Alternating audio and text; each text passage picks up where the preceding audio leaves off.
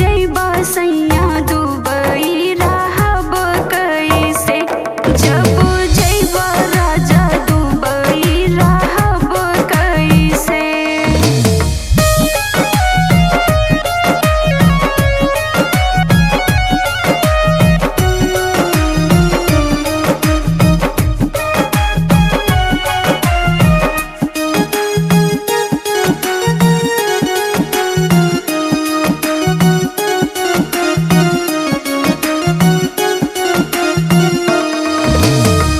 ससुर जी के बोलिया तो हम सही लेबै हो। ससुर जी के बोलिया तो हम सही लेबै हो। सास जी के बोलिया सहात नहीं खे जी। सास जी के बोलिया सहाबो कैसे।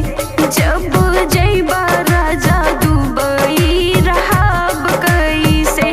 जब जइबा सैया दुबई रहब कैसे।